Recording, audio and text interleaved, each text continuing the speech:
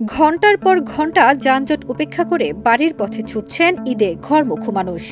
ঈদের আগাম উচ্ছ্বাস যেন ম্লান হয়ে যাচ্ছে রাস্তায় তীব্র যানজটে। সেই সঙ্গে বৃষ্টিতে বিড়ম্বনা আরও বেড়েছে। সারা বাংলাদেশের সাথে ঢাকার সংযুক্ত মহাসড়কগুলোতে দেখা যাচ্ছে মাইলের পর মাইলের দীর্ঘ যানজট। এতে ঈদ যাত্রীরা ব্যাপক দুর্ভোগে পড়ছেন। ঢাকা চট্টগ্রাম মহাসড়কে একটি সড়ক দুর্ঘটনার কারণে কয়েক কিলোমিটার দীর্ঘ যানজট সৃষ্টি হয়েছে।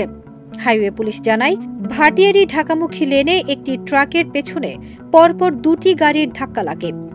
দুর্ঘটনার কারণে মহাসড়কে কিছু সময় যান চলাচল বন্ধ হয়ে যায়, যা যাত্রীদের ভোগান্তির কারণ হয়েছে।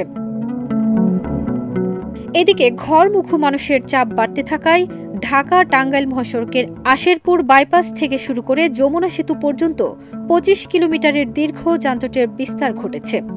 গতকাল মাঝরাত থেকে যমুনা সেতুর টোল প্লাজা থেকে রাবনা পর্যন্ত এই ধীরগতি।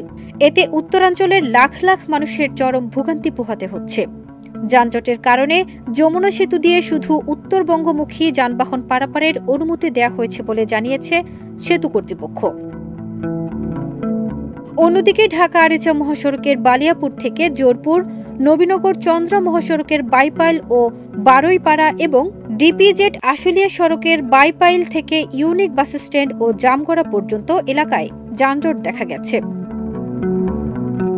তাছাড়া গাজীপুরের টঙ্গীতে ঢাকা ময়মনসিংহ মহাসড়কের বিআরটি ফ্লাইওভারের দুটি যাত্রীবাহী বাসের মুখোমুখি সংঘর্ষের ফলে অন্তত ১০ জন আহত হয়েছেন।